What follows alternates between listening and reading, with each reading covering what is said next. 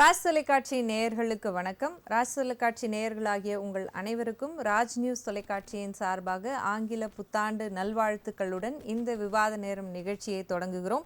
இன்றைக்கு நாம் எடுத்துக்கொண்டு இருக்கக்கூடிய விவாத நேரத்தின் கருப்பொருள், காங்கிரஸை இழுக்க தொடர்ந்து முயற்சிக்கிறதா தாவேக? திமுக கூட்டணியில் குழப்பத்தை ஏற்படுத்த முயற்சிக்கும் காங்கிரஸ் நிர்வாகி, மதில் மேல் பூனையாக நிற்கும் தேமுதிக, அதிமுக, அமமுக, பாமக மற்றும் 2026 கூட்டணி கணக்கில் யாருக்கு கழித்தல் யாருக்கு கூட்டல் என்பது குறித்து தான் விரிவாக விவாதிக்க இருக்கிறோம். இன்னும் சில மாதங்களிலே 3-4 மாதங்களுக்குள்ளாகவே சட்டமன்ற தேர்தலை சந்திக்கவிருக்கக்கூடிய தமிழ்நாடு இன்றைக்கு ஆட்சியிலும் அதிகாரத்திலும் பங்கு என்று தாவேக என்று அறிவித்ததோ அன்றைய நாள் தொட்டு இன்று வரையில அதிமுக ஆகட்டும் திமுக ஆகட்டும் அதில் இருக்கக்கூடிய கூட்டணி கட்சிகள் ஆட்சியிலும் அதிகாரத்திலும் பங்கு வேண்டும் என்பதை நோக்கி பயணப்படுவதாக நம்மால் பார்க்க முடிகிறது. இது குறித்து நம்மோடு விவாதிக்க நமது அரங்கத்தில் இணைந்திருக்கக்கூடிய சிறப்பு விருந்தினர்களை வரவேற்று நிகழ்ச்சியை தொடங்குவோம். முதலாவதாக முன்னாள் அதிமுக நிர்வாகி திரு ஆவின் வைத்தியநாதன் அவர்கள், வணக்கம் சார். அடுத்ததாக தமிழ்நாடு காங்கிரசின் செய்தி தொடர்பாளர் திரு விஜய் கிருஷ்ணா அவர்கள், வணக்கம். அடுத்ததாக இணையம் வாயிலாக இணைந்திருக்கக்கூடிய தமிழ்நாடு இளைஞர் கட்சியின் உறுப்பினர் திரு நரேஷ்குமார் அவர்கள், தாவேக ஆதரவாளர், வணக்கம்.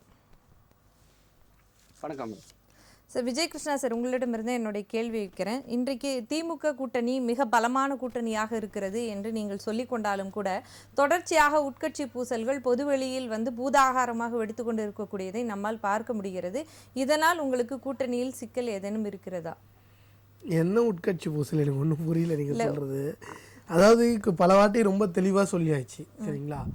திமுக கூட்டணி திமுக தலைமையிலான இந்தியா கூட்டணி தமிழகத்தில் ரொம்ப ரொம்ப ஸ்ட்ராங்காக இருக்குது. ஏன்னா இது வெறும் ஒரு தேர்தல் கூட்டணி மட்டும் இல்லை, ஒரு ஐடியாலஜிக்கல் கூட்டணி, சரிங்களா? இந்தியாவில் எப்படியாவது இந்த நாட்டை கபலீகரம் செய்யணும்னு நினைக்கிற பாசிச சக்திகள் கிட்ட இருந்து இந்த நாட்டை மீட்டெடுக்கிறதுக்காக தொடர்ந்து போராடிட்டு இருக்க ஒரு கூட்டணி இந்தியா கூட்டணி, சரிங்களா? இங்கே யாருக்கும் எந்த சின்ன ஒரு சலசலப்போ எதுக்குமே இடமே கிடையாது. ஏன்னா அந்த அளவுக்கு இன்டாக்டாக இருக்கு கூட்டணி. அதுவும் எங்கள் தலைவர் திரு ராகுல் காந்தி அவர்களும் தமிழக முதல்வர் அவர்களும் ரெண்டு பேருமே அவங்க பாராட்டுற நட்பும் சகோதரத்துவம் இந்த நாடே எல்லாருமே திரும்பி பார்க்க வச்சிருக்கு ஒரு அரசியல் காலத்துல. அதுவும் இன்னைக்கு இருந்தாலும் ராகுல் காந்தியினுடைய வலது கையை என்ன சொல்லப்படக்கூடிய பிரவீன் சக்கரவர்த்தி தாவேகவுடன் ரொம்ப இணக்கமான ஒரு போக்கை கடைபிடிக்கிறதா நம்மளால பார்க்க. அதாவது திரு பிரவீன் சக்கரவர்த்தி அவர்களோட நடவடிக்கை அவர்கள் அது தனிப்பட்ட நடவடிக்கை, அதுக்கும் கட்சிக்கும் எந்த தொடர்பும் கிடையாது, சரிங்களா? எங்க தலைவர் அவர்கள் ரொம்ப தெளிவாவே சொல்லிட்டாரு, சரிங்களா? அவரும் இப்போ பிரஸ் மீட்லயே சொல்றாரு, பிரவீன் சக்கரவர்த்தி அவர்கள் போய் பார்த்துட்டு வந்ததெல்லாம் எங்க கட்சி ஒரு நிமிஷம் முதல்ல ஒரு தெளிவுபடுத்திக்கோங்க. பிரவீன் சக்கரவர்த்தி அவர்கள் தமிழ்நாடு மாநில தலைவரோ இல்ல அகில இந்திய தலைவரோ கிடையாது, சரிங்களா? பிரவீன் சக்கரவர்த்தி அவர்கள் போய் பார்த்ததுக்கும் கட்சிக்கும் எந்த சம்பந்தமும் கிடையாது, சரிங்களா? அது யாருக்கும் தெரியாது. இன்னொன்று, அதை பற்றி பேசுறதுக்கோ அவர் ஒரு அங்கீகரிக்கப்பட்ட நபர் கூட கிடையாது பிரவீன் சக்கரவர்த்தி அவர்கள். இன்னொரு முக்கியமான விஷயம் என்னன்னா, பிரவீன் சக்கரவர்த்தி அவர்களோட செயல்பாடுகள் மீது எங்கள் தலைவர் அவர்கள் நேற்று ப்ரெஸ் மீட்லேயே ரொம்ப கிளியராக சொல்லிட்டாரு. அதாவது தமிழகத்தை யாராவது இழிவு செய்யணும்ன்ற நோக்கத்தில் யாராவது செயல்பட்டாங்கன்னா அது யாரா இருந்தாலும் தமிழ்நாடு காங்கிரஸ் கட்சி பார்த்துட்டு இருக்கு. அப்படியே இணைப்பில் இருங்க. நம்மோட இணையம் வாயிலாக மற்றொரு சிறப்பு விருந்தினர் இணைந்திருக்கிறார், புதிய உழைப்பாளர் கட்சியை சார்ந்த திரு திருவாரூர் காந்தி அவர்கள், வணக்கம் சார். வணக்கம். நீங்கள் தொடரலாம். அதாவது தமிழ்நாட்டை இழிவுபடுத்தணுன்ற நோக்கத்தில் யார் செயல்படினாலும் அதாவது தமிழ்நாடு காங்கிரஸ் கட்சி, இந்திய தேசிய காங்கிரஸ் கட்சி பார்த்துட்டு சும்மா இருக்காது, சரிங்களா? எங்கள் தலைவர் அவர்கள் பொதுவெளியில் ப்ரெஸ் மீட்டில் ரொம்ப கிளியராக சொல்லிட்டாரு, பிரவீன் சக்கரவர்த்தி அவர்கள் மீது கண்டிப்பாக அவங்க கம்ப்ளைண்ட் ஃபைல் பண்ணியிருக்காங்க. ஐ மீன் ஏஐசிசிக்கு, எங்கள் தேசிய தலைமைக்கு அவர் மீது நடவடிக்கை எடுக்க சொல்லியிருக்காங்க. அதனால அவரு பிரவீன் சக்கரவர்த்தி அவர்கள் சொல்றதெல்லாம் கட்சி நிலைப்பாடா எடுத்துக்கிட்டு அதை பெருசா பேசுறதுக்கான அவசியமே கிடையாது, முகாந்திரமே கிடையாது. ஃபர்ஸ்ட் ஆஃப் ஆல், ஏன்னா அவருக்கு காங்கிரஸோட முன்னாடியே சொல்ல மாட்டேன், அவர் காங்கிரஸோட மாநில தலைவரோ இல்லை அகில இந்திய தலைவரோ கிடையாது. அதனால அது கட்சி அவரோட இதை வந்து கட்சியோட நிலைப்பாடு பொருட்படுத்த வேண்டியதில்லை அப்படின்னா இங்கிருந்து ஒரு குற்றச்சாட்டு அப்படிங்கிற ஒரு விஷயம் அங்க டெல்லி நோக்கி போயிருக்க வேண்டிய அவசியமே இருந்திருக்காது. இல்லை. இப்போ நீங்க அதாவது வந்து அதாவது வந்து ஒரு கட்டுப்பாடுகளை மீறி ஒரு சில இடங்களில் பேசும்போதோ இல்லை வந்து அவர் அந்த ஒரு பிரவீன் சக்கரவர்த்தி அவருக்கு சொன்ன தகவல் வந்து ஒரு தமிழ்நாடு அது ஒரு உண்மைக்கு புறமான தகவல், சரிங்களா? அது ஒரு பிழையான தகவல். அவர் சொன்னது வந்து ஒரு பிழையான தகவல். ஏன்னா நீங்க தமிழ்நாடை யூபி கூட கம்பேர் பண்றதுன்றது ஒரு பகுத்தறிவுக்கு ஏற்ற விஷயமே கிடையாது. எந்த விதத்திலையுமே அதை ஒத்துக்கொள்ளவே முடியாது. அது ஒரு பகுத்தறிவுக்கு ஏற்றுக்கொள்ள விஷயமும் கிடையாது. ஏன்னா தமிழ்நாடு வந்து ஒன்றிய அரசு கொடுத்துருக்க பல டேட்டாக்கள்ல பல ரிப்போர்ட்ஸ்ல தமிழ்நாடு அரசு பொருளாதாரத்துல மிக உயர்ந்த நிலைமையில போயிட்டு இருக்கு, சரிங்களா? அதே மாதிரி நீங்க இந்த டெப்ட் மேட்டர்லயே கூட நீங்க பாத்தீங்கன்னா கம்பேரிங் டு ஜிடிபி, சரிங்களா, ஜிஎஸ்டிபி, அதாவது கிராஸ் ஸ்டேட் டொமஸ்டிக் ப்ராடக்ட்ன்ற கணக்குப்படி பார்த்தீங்கன்னாலே தமிழ்நாடோட இதோட யூபி தான் அதிகமாக இருக்குது. அதுதான் உண்மை. யூபியோட ஸ்டேட் ஜிஎஸ்டிபி எவ்வளோன்னு பார்த்தீங்கன்னா கிட்டத்தட்ட 30% இருக்குது, சரிங்களா? இன்னொன்று தமிழ்நாடு யூபிக்கு ஒன்றிய அரசு கொடுக்குற நிதி எவ்வளோ, யூபிக்கு ஒன்றிய அரசு கொடுக்குற நிதி எவ்வளோ, தமிழ்நாட்டுக்கு கொடுக்குற நிதி எவ்வளோ? தமிழ்நாட்டோட நிதி தமிழ்நாட்டை வந்து நிதி கொடுக்காம எப்படின்னா தமிழ்நாட்டோட வளர்ச்சியை தடுக்கணும்னு நினைக்கிற பாஜக, சரிங்களா? இன்னைக்கு பாஜக தமிழ்நாடோட வளர்ச்சியை தலைப்பை ஒட்டி பேசுவோம், இது குறித்து தொடர்ந்து பேசுவோம். திரு ஆவின் வைத்தியநாதன் அவர்கள், நீங்க சொல்லுங்க. இன்றைக்கு வந்து டிஎம்கே கூட்டணிக்குள்ள சின்ன சின்ன சலசலப்புகள் ஏற்படுறத பார்க்க முடியுது. இருந்தாலும் கூட இன்றைக்கு அமமுக, தேமுதிக மற்றும் பாமக இது போன்ற கட்சிகள் வந்து உங்களுடைய என்டிஏ கூட்டணியில் இணைவதிலும் கூட மதில் மேல் பூனையான ஒரு போக்கு இருக்கிறது அப்படிங்கிறத நம்மளால பார்க்க முடியுது. உங்களுடைய கருத்து என்ன? திராவிட முன்னேற்ற கழகம் மிக சக்தி வாய்ந்த கூட்டணி கட்சி தலைவர்களுடன் உடன்பாடுடன் இருக்கிறாங்க. அது இன்னைக்கு தேதியில் இன்னைக்கு வந்து கூட்டணி வலுவாக இருக்கிறதுக்கு காரணம் திராவிட முன்னேற்ற கழக கூட்டணி கட்சியால் தான் திமுக வலுவாக இருக்குது. ஆனால் இப்போது கடந்த ஒரு வாரம் 10 நாளாக என்ன பிரச்சனைன்னா, நீங்கள் பிரவீன் சக்கரவர்த்தி மட்டும் பேசுகிறீங்க. வேணுகோபால் அகில இந்திய தலைவர், முதல்ல அகில இந்திய தலைவர் ராகுல் காந்தியோட வலதுகரம், அவரும் தாவேகாவோட கூட்டணி பற்றி தான் பேசுகிறாரு.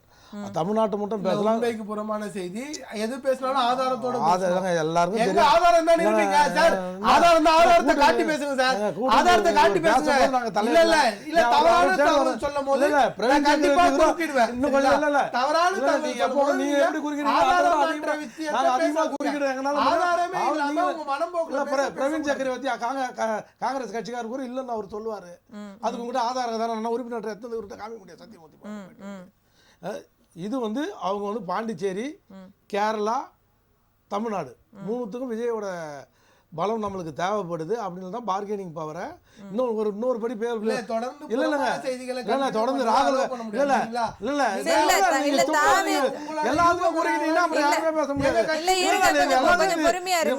அவை நாகரிகத்தை தெரிஞ்சு பேச சொல்லுங்க. முதல்ல நாகரிகம் நான் பேச முடியாது. எனக்கு கொடுத்த வாய்ப்பு நான் அவர் பேசும்போது குறுக்கிட்டேன். கரூர் சம்பவத்துக்கு திமுக வந்து தாவேகாவோட தலைவரை வந்து குற்றச்சாட்டுது நேரடியா. ராகுல் காந்தி போன் பண்ணி நான் உங்களோட இருக்கிற ஐஎம் வித் யூன்னு சொன்னாரா இல்லையா? அது கூட போய்யா? ராகுல் காந்தி பேசினாரா இல்லையா விஜய் கிட்ட? திமுக அவங்களோட கூட்டணி அரசு ஆட்சிக்கு நடக்குது. இன்னும் சொல்ல போனா காங்கிரஸோட ஆட்சி நடக்குது இங்க. வெறும் திமுக ஆட்சி மட்டும் இல்ல, சரிபாதி இவங்க 2 பேரும் இருக்காங்க. ராகுல் காந்தி எதுக்கு இவருக்கு போன் பண்ணாரு? சரிபாதி இருக்குதுன்னு நம்ம இல்ல சார், உண்மையிலே திமுக பெரிய கூட்டணி யாரு? திமுக அந்த கட்சியில பெரிய கூட்டணி பார்ட்னர் யாரு? பெரிய பார்ட்னர்னு சொன்னா அதுதான் இருக்குது, இல்ல நம்ம சொல்ல முடியாது. ஆனா வந்து சரிபாதி இருக்குதுங்கிறத ஒத்துக்க முடியாது. யாருக்கு அவர் போன் பண்ணணும்? தமிழ்நாடு முதலமைச்சருக்கு போன் பண்ணிருக்கணும். அவங்க கூட்டணி அரசு சொல்லி 41 பேர் தமிழக மக்கள் வந்து பாதிக்கப்பட்டிருக்கிறாங்க, இறந்திருக்கிறாங்க. அதனால யாருக்கு ஆறுதல் சொல்லிருக்கணும்? தமிழ்நாடு முதலமைச்சருக்கு ஆறுதல் சொல்லிருக்கணும். இவன் வந்து அவங்க தாவேகாவோட கட்சிக்காரர்களாக இருந்தாலும் சரி, பொதுமக்களாக இருந்தாலும் சரி, யாருக்கு ஆறுதல் சொல்லணும்? தளபதி ஸ்டாலினை முடிக்க விட்டுருக்கணுமே தவிர இவருக்கு ஆறுதல் சொல்றாருன்னா என்ன அர்த்தம்? சார், நம்முடைய என்டிஏ கூட்டணி பேச்சு விவகாரத்துக்கு வரும். இல்ல நான் வரேன். இதனால அங்க வந்து திமுக வந்து பார்கெனிங் ஒன்று காங்கிரஸ் கட்சி திமுக மிரட்டி இப்படி ஒரு ஃபீலர் அனுப்பி பிரவீன் சக்கரவர்த்தி அனுப்பி பேச சொல்லிட்டு அவர் மேலே நடவடிக்கை அப்படின்னா நடவடிக்கை எடுக்கணுமே. திமுக எம்பிலாம் போய் அவங்ககிட்ட முறையிடுறாங்களே, யார் ராகுல் காந்தி கிட்ட. அதை பற்றி அவர் சட்டையே பண்ணலையே. வேற யாராக இருந்தாலும் பண்ணியிருப்பான். அப்போ அவங்களுடைய மேலிடத்தோட உத்தரவு இல்லாமல் பேச்சுவார்த்தையை நடத்தியிருக்க முடியாது. உத்தரப்பிரதேச மாநிலத்தோட கம்பேரும் பண்ணியிருக்க முடியாது. இவ்வளோ அவங்க கண்டிச்சிருந்தாருன்னா, ராகுல் காந்தி சார் கண்டிச்சிருந்தாருன்னா திரும்ப அடுத்த கட்ட நடவடிக்கைக்கு பிரவீன் தமிழ்நாடு காங்கிரஸ்ல இருக்கக்கூடிய சோகால்டு சீனியர்ஸ் எல்லாமே அதுக்கு வந்து மறுப்பு தெரிவிச்சிருக்கிறாங்க. அதையும் நம்மளால பார்க்க இல்லைம்மா. முடியுது. தமிழ்நாடு காங்கிரஸ் தலைவர் யாரு? திமுகவால் பரிந்துரைக்கப்பட்டு அகில இந்திய காங்கிரஸ் கட்சி தலைவராக நியமிக்கப்பட்டவர். முறைப்படி தமிழ்நாடு காங்கிரஸ்ல சீனியர் லீடர்லாம் நிறைய பேர் இருக்காங்க. அது இல்ல சிதம்பரம் அவர்கள் கூட சொல்லும்போது யூபியோட ஒப்பிட முடியாது அப்படின்னு சொல்லி விமர்சனம் சொல்லியிருக்காரு. இல்ல இருங்க, கூட்டணி பத்தி அவைநாகரிகம் இல்லாம என்னடா பேசணுமோ ஏதோ வாய்க்கு வந்து இல்ல விஜயகிருஷ்ணா சார் அவரே டிபேட் பண்ண சொல்லுங்க. அவரை நீங்க அலோ பண்றீங்க. இல்ல இல்ல அதுதான் நான் சொல்லிட்டு இருக்கேன். இல்ல இல்ல விஜயகிருஷ்ணா சார் இருங்க இருங்க, அவர் பேசட்டும்.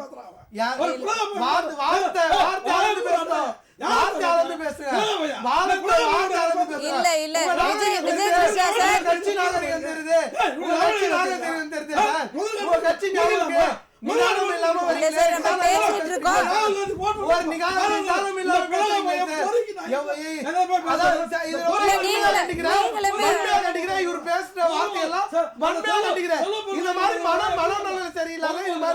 மனநலம் சரியில்லாத ஆட்கள் எல்லாம் கூப்பிட்டு இருக்கீங்க.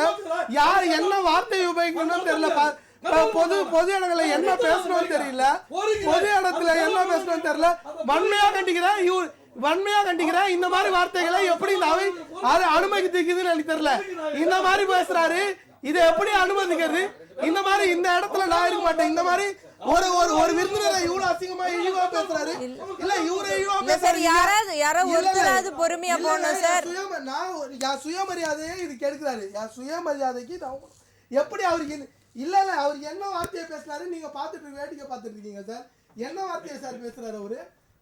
நம்மோட இணையம் வாயிலாக இணைந்திருக்கக்கூடிய திரு நரேஷ்குமார் அவர்கள்கிட்ட இது குறித்த கருத்துக்களை கேட்போம். நரேஷ்குமார் சார், நீங்க சொல்லுங்க, தொடர்ச்சியாக தாவேகா தரப்புல இருந்து காங்கிரஸுக்கு கிரீன் சிக்னல் காட்டப்படுகிறதா? இது பற்றி உங்களுடைய கருத்து? ராஜ்நியூஸ் நேயர்கள் அனைவருக்கும் இனிய ஆங்கில புத்தாண்டு நல்வாழ்த்துக்கள். ஸோ முதல்ல வந்து இப்போ 2026 நியூ இயர் அப்படின்னு சொல்றதை விட 2026 தேர்தல் வருஷம் அப்படின்னு தான் எல்லாருமே வந்து பார்த்துக்கிட்டு இருக்கோம். முக்கியமா அதற்கு காரணம் இத்தனை ஆண்டுகளாக இல்லாத அளவுக்கு இந்த தேர்தலை வந்து எல்லா அரசியல் கட்சிகளை தாண்டி எல்லா மக்களுமே வந்து ஆர்வமா எதிர்பார்த்துக்கிட்டு இருக்கிறதுக்கு ஒரு முக்கியமான காரணம் தமிழக வெற்றிக் கழகம் அப்படின்ற ஒரு கட்சி ஆரம்பிச்சதுக்கு பிறகு அவர்கள் கண்டெஸ்ட் பண்ணக்கூடிய ஒரு முதல் தேர்தலா இருக்கு இந்த தேர்தல். இது எல்லாத்துக்குமே ஆரம்ப புள்ளி. நான் ஏற்கனவே கடந்த முறை நம்ம டிபேட்ல கூட பேசியிருக்கும் போது சொன்னேன், முதல் முறையாக கொள்கை திருவிழாவாக விழுப்புரம் விக்கிரவாண்டியில அவங்க நடத்தின அந்த மாநாட்டுல தெளிவா ஒரு பாம் ஒண்ணு போட்டார், பொலிட்டிக்கல் பாம் ஒண்ணு போட்டு சொல்லிட்டாரு. எங்களை நம்பி வரக்கூடிய எல்லோருக்கும் எங்கள் கூட்டணியில் இடம் உண்டு, ஆட்சியிலும் அதிகாரத்திலும் பங்கு உண்டு அப்படின்றத வந்து தெளிவா சொல்லி இருந்ததுனால இன்னைக்கு ஆளுங்கட்சியாக இருக்கக்கூடிய கூட்டணியாக இருந்தாலும் சரி, இல்லைன்னா எதிர்கட்சியாக இருக்கக்கூடிய மத்தியில் ஆளக்கூடியவர்களுடைய கூட்டணியாக இருந்தாலும் சரி, பல சலசலப்புகளை இன்னைக்கு சந்திக்கிறதுக்கு காரணம் தமிழக வெற்றி கழகமா இருக்கு. ஸோ நம்ம தெளிவா புரிஞ்சுக்க வேண்டியத ஒரு அடிப்படை என்ன அப்படின்னா, கூட்டணியை நம்பி மட்டும்தான் தமிழக வெற்றி கழகம் இந்த தேர்தலை சந்திக்குது அப்படின்னு கண்டிப்பா கிடையாது. மக்கள் பேராதரவோட இந்த தேர்தலை சந்திக்கிறாங்க. கூட்டணிக்கு வரவர்களுக்கு எங்களுடைய மரியாதையும் அவர்களை நடத்தக்கூடிய விதத்தில் நாங்க நடத்துவோம். அவங்களுக்கு கொடுக்க வேண்டிய உரிமையை, சமூக நீதியை இங்கேயே நாங்க பின்பற்றி அவர்களுக்கும் அதிகாரத்தில் பங்கு கொடுப்போன்றத ரொம்ப தெளிவா சொல்லியிருந்தாரு. சோ இது வந்து clarity from the newly originated party. ஆனா 75 வருடம் நாங்க அனுபவமிக்க ஒரு கட்சின்னு சொல்லக்கூடியவர்களோ, 50 ஆண்டு காலம் எங்களுக்கு அனுபவம் இருக்குன்னு சொல்லக்கூடிய கட்சியினரோ இன்னைக்கு என்னன்னா தன்னுடைய கூட்டணி கட்சிகளை நம்பிதான் இயங்குறோம் அப்படின்றது, இந்த கூட்டணிக்கான இந்த பேரங்கள், இந்த இழுபறிகள், இந்த பேச்சுவார்த்தைகள், மாற்று கருத்துக்கள், சர்ச்சைகள் இதெல்லாம் வரும்போதுல இருந்து நம்ம புரிஞ்சுக்கலாம். சோ இது வந்து கண்டிப்பாக அலையன்ஸ் இருந்தாதான் நம்ம வெற்றி பெற முடியும் அப்படின்ற ஒரு கட்டாயத்துல இருக்காங்க. நம்ம பேசிக்கா நம்ம இப்ப பேசுறது என்னன்னா, காங்கிரஸ் கட்சியில இருக்கக்கூடிய முக்கிய தலைவர்கள் வந்து கருத்துக்கள் சொல்றாங்க, அவங்க தாவேகாவுக்கு வந்து ஆதரவு தெரிவிக்கிறாங்க, தாவேகா பக்கம் போகலான்ற கருத்துக்களை சொல்றாங்க அப்படின்றத தாண்டி இது எங்க இருந்து வருது அப்படின்னா கிரவுண்ட்ல இருந்து வருது. ஏன்னா நீங்க மதுரையில ஒரு காங்கிரஸ் கூட்டம் நடக்கும் போது அந்த மேடையில அங்க இருக்கக்கூடிய காங்கிரசின் கடைக்கோடி நிர்வாகி ஒருத்தர் அங்க பேசும்போது சொல்றாரு, இந்த கூட்டணியில எங்களுக்கு உரிய மரியாதை கொடுக்கவில்லை என்றால் இந்த கிளி தாவேகா பக்கம் பறந்துரும் அப்படின்றத ரொம்ப தெளிவா அழுத்தி சொன்னாரு. அந்த காங்கிரஸ் மேடையில இருக்கின்ற தலைவர்களும் அதை வந்து ஆமோதிக்கல. So, இந்த மாதிரி தொண்டர்களுடைய மனப்பான்மை இன்னைக்கு வந்து கம்யூனிஸ்ட் கட்சிகளும் இந்த மனப்பான்மையில் இருக்காங்க. பட் ஆனா அவர்களுக்கு இந்த ஆட்சி அதிகாரத்தில் நம்ம பங்கு கொள்ளணும் அப்படின்ற எண்ணம் அவங்களுக்கு கிடையாது. பட் ஆனா தொழிலாளர் நலன், தொழிலாளர்களுடைய உரிமை அப்படின்னு முதலாளித்துவத்துக்கு எதிராக, தனியார்த்துவத்துக்கு எதிராக போராடக்கூடிய கம்யூனிஸ்ட் கட்சிகளும் இன்றைக்கு பாரதிய ஜனதா அப்படின்ற ஒரு மதவாத சக்தியை எதிர்த்து நம்ம இந்த கூட்டணியில் இருக்கலாம் அப்படின்னு இருக்காங்க. அங்க காங்கிரஸை மையப்படுத்தி இவ்வளவு பெரிய பிரச்சனைகள் நடக்கிறதுக்கு காரணம், காங்கிரஸ் கட்சி திமுக கூட்டணியிலிருந்து வெளியேறினால் மற்ற கட்சிகள் அங்க இருப்பதற்கு அவர்கள் மிகப்பெரிய ஒரு பிரச்சனைகளை வந்து சந்திக்க வேண்டியிருக்கும். ஏன்னா காங்கிரஸ் இருக்கிற பக்கம்தான் மதசார்பற்ற ஒரு கூட்டணி அப்படின்ற ஒரு நிலைப்பாடு அகில இந்திய அளவுல நம்மளுக்கு இருக்கு. இங்க திமுக என்னதான் நாங்க தான் வந்து சமூக நீதி பேசுறோம், நாங்க தான் மதசார்பின்மை பேசுறோம் அப்படின்னு சொன்னாலும் பல இடங்கள்ல பாஜகவுடைய கொள்கைகள் மறைமுகமாக இங்க அமைதியாக செயல்படுத்திக்கிட்டு இருக்காங்க அப்படின்றதுதான் அப்பட்டமான உண்மை. இது மக்களால பல இடங்கள்ல போராட்டங்கள் மூலமாக நம்மளால வந்து கண்கூட பார்க்க முடியும். உதாரணமாக சாம்சங் தொழிற்சாலையில அந்த தொழிலாளர்களுடைய போராட்டம், இப்போ தூய்மை பணியாளர்கள் போராட்டம், செவிலியர்கள் போராட்டம், ஆசிரியர்கள் போராட்டம், ஜாக்டோ ஜியோ இப்ப வந்து தொடர் போராட்டம் அறிவிச்சிருக்காங்க. எழுதி வச்சுக்கங்க, பொங்கல்ல இருந்து அரசு ஓட்டுநர்கள் போராட்டம் அறிவிப்பாங்க. ஏன்னா போன வருடமே பொங்கலுக்கு அவங்க போராட்டம் அறிவிக்கும் போது நீதிமன்றம் சென்று பொங்கல் நேரத்துல இந்த மாதிரி மக்களை வந்து சிரமப்படுத்தாதீங்கன்னு கோர்ட்டு கேட்டுக்கிறதுனால அந்த போராட்டத்தை தள்ளி வச்சாங்க.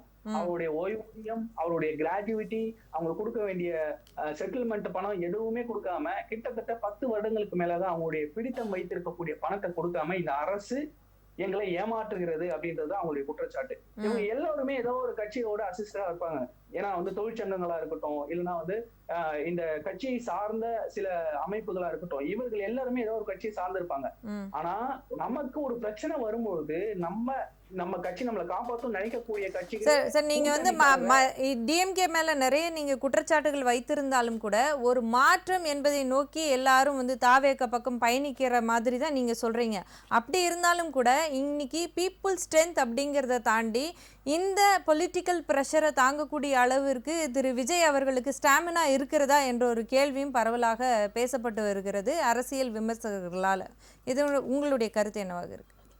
இல்ல கண்டிப்பா நீங்க இந்த பாரத்தை சுமக்க முடியுமா அப்படின்னு கேட்டீங்கன்னா அதை வந்து அந்த பாரத்தை தலையில வைக்கும் போதுதான் அந்த பாரத்தை சுமக்குறாங்களான்னு நம்ம பார்க்க முடியும். நீங்க ட்ரையல் அண்ட் எரர் பேசிஸ்ல ஒரு மக்களாட்சி வந்து தூக்கி ஒரு நாட்டினுடைய பொறுப்பை வந்து ஒப்படைச்சிட முடியாது இல்லையா ஒரு தனி ஒரு நபர். நம்ம பயப்பட வேண்டிய அவசியமே இல்லை. ஏன்னா எதிர்கட்சியாக திமுக இருக்கும்போது எந்த தவறும் இந்த ஆட்சியில நடக்கவே நடக்காது. எதிர்கட்சியா இருக்கும்போது ரொம்ப சிறப்பா செயல்படுவாங்க திமுக. ஆளுங்கட்சியாக இருக்கும்போது மட்டும்தான் அவங்க பாஜகவின் ஊதுகுழலாக இங்க அமைதியாக மாறிடுறாங்க. உள்ளடி வேலைகள் செய்யறதும், மறைமுக கூட்டணிகள் வைக்கிறதும் இதெல்லாம் வந்து ஆளுங்கட்சியா இருக்கும்போது நடக்கும். எதிர்கட்சியாக இருக்கும்போது திமுக யார் ஆளுங்கட்சியாக இருந்தாலும் எந்த ஒரு தீமையும் மக்களுக்கு நடக்க விடாமல் கண்டிப்பா பாத்துக்குவாங்க. அவர்கள் சிறந்த எதிர்கட்சி அப்படின்ற அந்தஸ்து தான் மக்கள் கொடுக்கறதுக்கு ஆசைப்படுறாங்க. அதுதான் நடக்கும், எதிர்பார்க்கலாம். சரி, தொடர்ந்து பேசுவோம் இது குறித்து. திருவாரூர் காந்தி அவர்கள் நம்மோடு இணைந்திருக்கிறார், அவர்கிட்ட கேட்டு தெரிஞ்சுப்போம். சார், நரேஷ் அவர்கள் தொடர்ச்சியாக டிஎம்கேயினால் மக்கள் ஆட்சி நடைபெறவில்லை, செவிலியர்கள், ஆசிரியர்கள், தூய்மை பணியாளர்கள் என்று அனைவரும் அதிருப்தியில் இருக்கிறார்கள். இன்றைக்கு அரசு பேருந்து ஓட்டுநர்களும் கூட விரைவில் தங்களுடைய போராட்டத்தை தொடங்கவிருக்கக்கூடிய ஒரு அசாதாரண சூழ்நிலை, கஞ்சா புழக்கம், இந்த மாதிரி வெட்டுக்குத்து நடவடிக்கைகள் இதெல்லாம் தொடர்ச்சியாக நடந்துட்டு இருக்கிறதுனால மக்கள் அதிருப்தியில் இருக்கிறாங்கன்னு சொல்றாரு. உங்களுடைய தரப்பு விமர்சனம் என்னவாக இருக்கிறது? அதாவது எப்பயுமே ஒரு ஆளுங்கட்சி எந்த கட்சி இருந்தாலும் சரி, அந்த கட்சிக்கு வந்து எப்போ ஒரு பெரிய நெருக்கடி வரும்னா தேர்தல் நெருங்கும் போதுதான் பெரிய நெருக்கடிகள் வரும். அரசு ஊழியர்களும் சரி, யாரா இருந்தாலும் சரி. இதே இப்போ அதிமுக ஆட்சியில் இருந்து அரசு ஊழியர்கள் இது மாதிரி பிரச்சனை பண்ணும்போது இந்த அம்மா இந்தியாவுல யாருமே கையாளாத ஒரு சட்டத்தை டெஸ்மாவை கொண்டு வந்து கிட்டத்தட்ட லட்சக்கணக்கான நபர்களை வந்து பழிவாங்கிய பெருமை வந்து அதிமுக ஆட்சிக்கு உண்டு. ஏற்கனவே உங்களுக்கு தெரியும் அந்த வரலாறு, எல்லாருக்கும் தெரிஞ்ச வரலாறு தான். அப்புறம் 12,000 அரசு பணியாளர்கள் வந்து சாலையோர பணியாளர்கள் போடும் பொழுது அவர்களை சுப்ரீம் கோர்ட் வரைக்கும் கிட்டத்தட்ட ஒரு 15 ஆண்டுகள் அலைஞ்சு கூட அவங்கள வந்து இந்த அம்மா வந்து சேர்த்துக்கவே இல்லை, அவங்கள வீட்டுக்கு அனுப்புனாங்க. அதனால அரசு ஊழியர்கள் வந்து என்ன பண்ணுவாங்கன்னா இந்த எலெக்ஷன் நேரத்துல பண்ணா அதை வந்து அந்த வாய்ப்பை வந்து ஆளுங்கட்சி வந்து உடனே செஞ்சு கொடுக்கும் அப்படின்றத வந்து அவங்க நினைக்கிறது தான். நீங்க தூய்மை பணியாளர் பாத்தீங்கன்னா இப்ப அதிமுக பாத்தீங்கன்னா பெரிய குற்றச்சாட்டை வந்து அதிமுக அப்படி செஞ்சிருச்சு இப்படி இந்த முத 10 வார்டுக்கு மேல கொண்டு வந்தது பிரைவேட்ல யாரு? இந்த எடப்பாடி தானே கொண்டு வந்தாரு. அப்ப அப்ப அதுக்கு யாரு முன்னுதாரணமா? நீங்க செய்யும் பொழுது அது வந்து அந்த ஆட்சி வந்து நல்ல ஒரு தூய்மையான ஆட்சி மாதிரியும் நீங்க வந்து அத இல்ல வந்து நான் இங்க என்ன கேக்குறேன்னா, இது மாதிரியா எல்லாருடைய போராட்டமும் உங்களுடைய வெற்றி வாய்ப்பை பறிக்கக்கூடிய ஒரு சூழலுக்கு வழிவகுக்குமா? அதுதான் நான் சொல்ல வரேன். இப்ப இந்த ஆட்சி வந்துச்சுல திமுக ஆட்சி, திமுக ஆட்சி வந்த பிறகு மகளிர் உதவி தொகை கொடுத்தீங்களா, நீங்க வந்து தேர்தல் வாக்குறுதியை நிறைவேற்றினீங்களா அப்படின்னு சொல்லி பெரிய தேர்தல், பாராளுமன்ற தேர்தல், அந்த தேர்தல்ல இந்த பிரச்சாரத்தை கடுமையா பண்ணாங்க எதிர்கட்சி. ஆனா என்ன ரிசல்ட் வந்துச்சு? மக்கள் யார ஆதரிச்சாங்க? அவங்க மக்கள்கிட்ட சொல்றாங்க, இது மாதிரி நாங்க வந்தோம், இங்க நிதி நெருக்கடிகள் அதிகமா இருக்கிறது, அதனால் நாங்கள் கண்டிப்பாக இதை அடுத்த வருகின்ற ஆண்டுகளில் உங்களுக்கு கொடுப்போம்னு ஒரு வாக்குறுதி கொடுக்கறாங்க. அந்த வாக்குறுதி கொடுப்பதை மக்கள் நம்புகிறார்கள். மக்கள் தீர்ப்பு தானே ஜனநாயக நாட்டுல மகேசன் தீர்ப்பு. நீங்க இது கூட பாராளுமன்ற தேர்தல், பெரிய தேர்தல் அப்படிலாம் விட்டுருங்க. என்ன ஓட்டு வித்தியாசத்துல ஜெயிச்சாங்க தெரியுமா? எல்லாரும் 2.5 லட்சம், 3 லட்சம், 3.5 லட்சம். புது சின்னத்துல நிக்கிறவங்க, தீப்பெட்டி சின்னத்துல இவரு நிக்கிறாரு, வைகோவுடைய மகன் துரை வைகோ நிக்கிறாரு. என்ன ஓட்டு வித்தியாசம் சொல்லுங்க? புது சின்னம் 15 நாள்ல அந்த சின்னத்தை கொண்டு போய் ஒரு பாராளுமன்ற, சட்டமன்றம் கூட ஈஸியா கொண்டு போய் சேர்த்தலாம். பாராளுமன்ற தேர்தல் நடக்கும் போது அதை கொண்டு போய் 6 சட்டமன்றம் கிட்டத்தட்ட எம்எல்ஏ இல்ல, அதை கொண்டு போய் சேர்த்து கிட்டத்தட்ட 3 லட்சம் ஓட்டு வித்தியாசத்திலே ஜெயிக்கிறாரு. அப்ப அதையும் கூட விட்டுருங்க. நீங்க அதுக்கு பிறகு இந்த ஆட்சி வந்த பிறகு தமிழகத்தில் இருக்கிற எல்லா மாநகராட்சிக்கும் தேர்தல் நடந்துச்சுல்ல? ஆமா.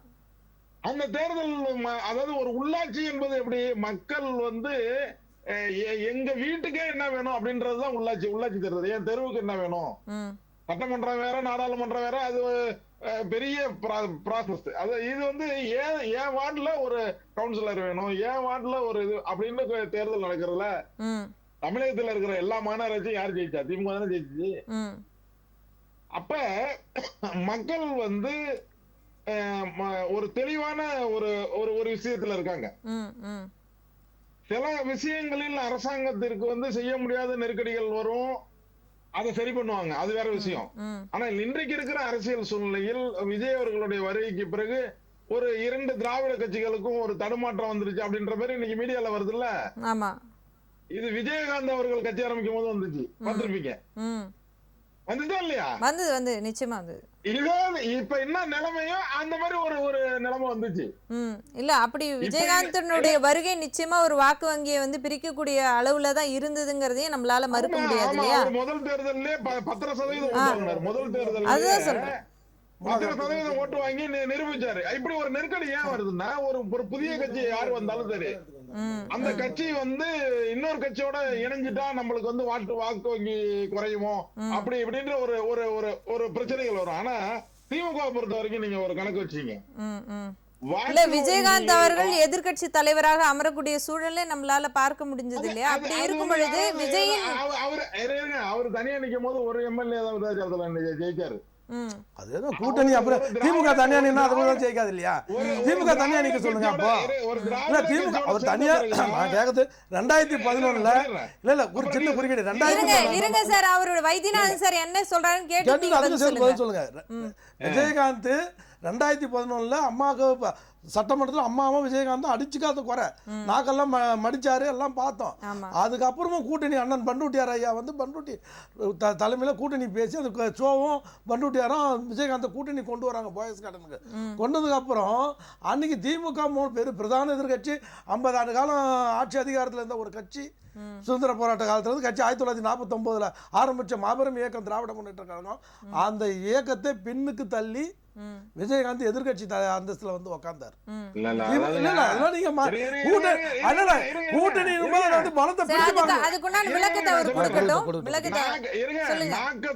கதையெல்லாம் வந்து அவர் அதிமுக கூட்டணியில வந்து எதிர்கட்சி தலைவரா உட்கார்ந்து அதுக்கு பிறகு கூட்டணியே கிடையாது. நாக்க துருத்தின பிறகு அதிமுகவோட விஜயகாந்த் அவர்கள் கூட்டணியே கிடையாது. உங்களுக்கு வர்றாருலாம் நிறைய தெரியும், தப்பா பேசாதீங்க. எப்ப நமக்கு துரத்துற பிறகு நம்ம கூட்டு உங்களுக்கு கூட்டணியில கூட்டாங்களா? ஏங்க நீங்க இப்ப பிரிச்சு பேசுறீங்க, கூட்டணியை வந்து பிரிச்சு பேசுறீங்க. அந்த அம்மாவால தான் ஜெயிச்சது, விஜயகாந்தால ஜெயிக்கலன்றீங்க. எதிர்கட்சி தலைவரா கூட திமுக அவங்க வரல. மாபெரும் தலைவர் கலைஞர் ஐயா 30, அதாவது கலைஞர் மாதிரி தலைவர் கிடையாது. அப்படிப்பட்ட பிற்படுத்தப்பட்டவர்கள் அப்படிப்பட்ட தலைவரே பின்னாடி தள்ளாரு விஜயகாந்த். அதாவது நடிகர் நம்ம வந்து குறைச்சு மதிப்பிட வேண்டாம் சொல்ல வரேன். அதாவது நீங்க அப்படி குறைச்சு மதிப்பிட்டீங்கன்னா திமுக படுதோல்வியை சந்திக்கும். இருங்க காந்தி சார் என்ன சொல்றாங்க இப்ப சொல்லுங்க காந்தி சார். அதாவது அதிமுக அந்த கட்சியினுடைய தலைவரா இருக்கிற ஜெயலலிதா அம்மையார் அவர்களும் தோட்டாங்களே, அதுக்கு என்ன சொல்றீங்க நீங்க? என்ன நீங்க வாங்குனீங்க சீட்? அப்ப ஜெயலலிதா அவர்கள் தோல்வி அடையும் பொழுது என்ன இருந்துச்சு? எம்எல்ஏ தளபதி ஸ்டாலின் கூட 1000 விலங்குகள் தோத்தாரு. இல்ல இன்னைக்கு இருக்கிற முதலமைச்சர் ஸ்டாலின் கூட 1000 விலங்குகள் தோத்தாரு. தோக்காது ஜெயிக்கிறாங்க. அடுத்த தேர்தல 97 மீண்டும் ஆட்சிக்கு வந்தாங்களா இல்லையா? நிச்சயமா தொடர்ந்து பேசுவோம். நம்முடைய விவாத நேரம் நிகழ்ச்சியில் ஒரு சிறிய விளம்பர இடைவேளைக்கு பிறகு விவாத நேரம் நிகழ்ச்சி தொடரும்.